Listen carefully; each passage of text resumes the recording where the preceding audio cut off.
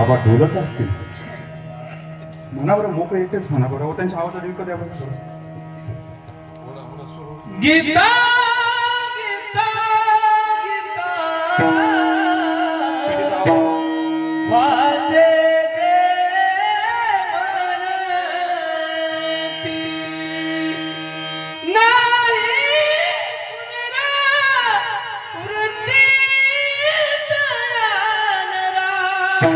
दयानरा गीता गीता गीता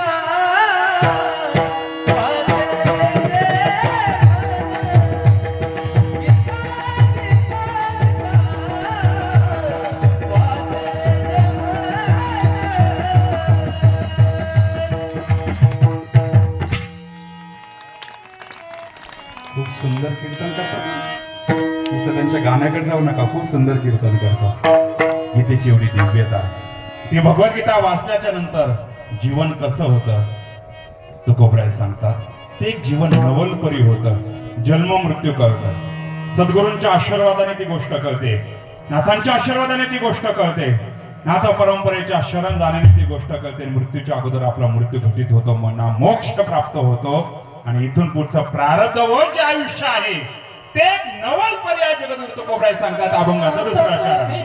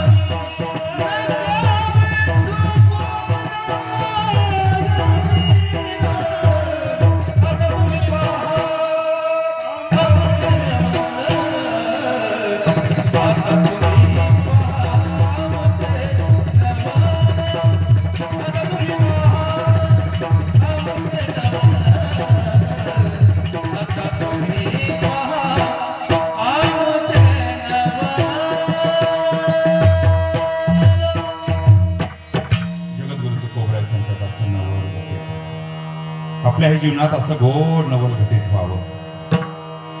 हे नवलपरी जीवन अलौकिक आहे, तेजस्वी आहे.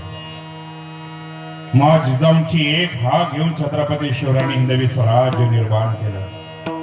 नवलच घडलं महाराष्ट्राच्या भूमीमध्ये.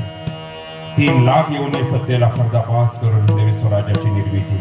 दिल्लीच्या तख्तापर्यंत भगवा पताका घेऊन जाणारे छत्रपती शिवाजी महाराज हे नवलपरी जीवन आहे ना महाराज. नवलपरी जीवन आहे. नवलपरी जीवन फार लक्षण. सगळ्या संतांनी आपापले नवल सांगून ठेवलेले आहे.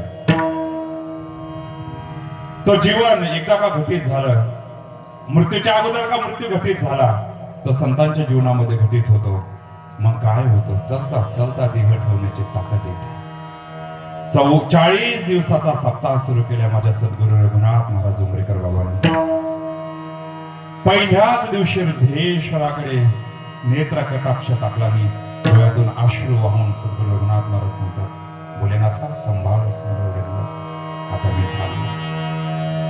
ज्या दिवशी देह ठेवला तो सत्ता कंटिन्यू 40 दिवस राहिला. चलता चलता देह ठेवण्याची दिव्यता भव्यता ही संतांच्या जीवनामध्ये येते.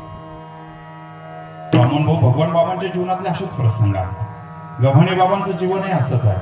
तनपुरे बाबांचं जीवन असंच आहे. नाथांचं तर ते तेजस्विताच ते विलक्षणताच आहे त्यांच्या जीवनामध्ये. चलता चलता देह ठेवण्याची आदिनाथ शब्द पहिल्यांदा मच्छिंद्रनाथाने निवृत्तीनाथ महाराजांनी दिला. आदिनाथ उमा बीज प्रगटले हा अभंग निवृत्तीनाथ महाराजांनी वृद्धेश्वराला लिहिला. उमेचा आणि आदिनाथाचा संवाद आणि गुरु परंपरा सांगितली. निवृत्तीनाथ महाराजांनी आपले बंधू आणि शिष्य माऊली ज्ञानेश्वर महाराजांकडे कृपा कटाक्षाने पाहिलं. माऊली, मी माझी गुरु परंपरा लिहिली, तुम्ही तुमचं काय घेताय? माऊली म्हटले, मी तुमचा चेला आहे, म्हटले तुमचा शिष्य आहे. त्यांनी आदिनाथ गुरु सकळ शिदांचा हा अभंग लिहिला. ती दिव्यता लिहून काढली आणि मग ते पैठणला येऊन मग पैठणला शिकली गेले. माऊली ज्ञानेश्वर महाराजांचं जीवन नवलपरी आहे. सगळ्या तीर्थयात्रा ग्रंथ सगळे कंप्लीट झाल्याच्या नंतर अमृतानुभव हरिपाठ ज्ञानेश्वरी सगळे अभंग गाथा यात्रा सगळं कंप्लीट झाल्याच्या नंतर एकनाथ माऊली ज्ञानेश्वर महाराजांनी पांडुरंगाची परमिशन घेतली.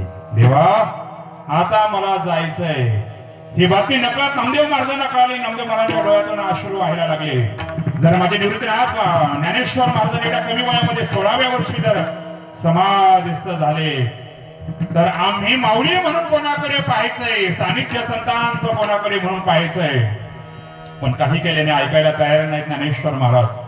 पांडुरंगाचं परमिशन घेऊन ज्यावेळेस ते आळंदीला आले, शुद्ध एकादशीला कार्तिक शुद्ध एकादशीला तिथला परमिशन घेतलं आणि वद्यला आळंदीला आले.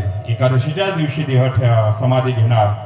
परंतु वाढत वाढत सगळे संत सगळे आले. त्रयोदशी पर्यंत तो कार्यक्रम गेला आणि त्रयोदशीला गेल्याच्या नंतर आता पुढच्या अजून दीड महिन्यानंतर समाधी सोहळा येतोय.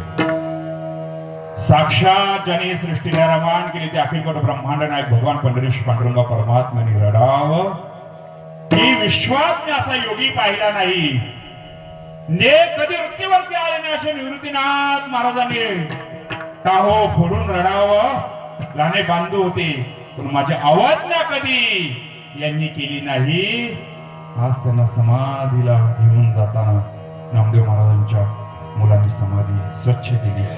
अजान वृक्षाचा तो परिसर सगळा स्वच्छ केला. सिद्धेश्वराच्या दरबारामध्ये 11 पायऱ्या उतरून माऊली ज्ञानेश्वरांना समाधिस्थ झाली.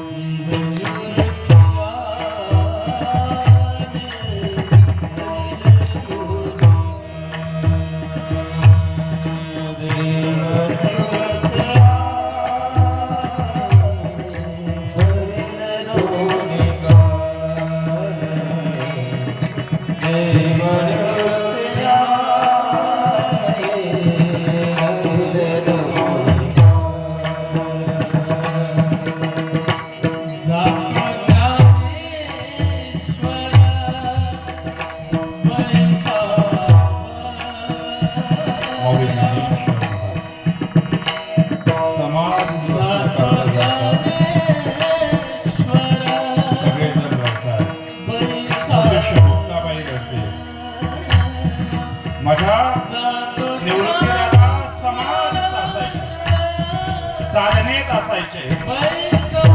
मला माझ्या आईचं वडिलांचं प्रेम माझ्या निवृत्तीनाथ दादांनी दिलं, ज्ञानेश्वर महाराजांनी दिलं. सोपन काका छोटे होते. मुक्ताबाई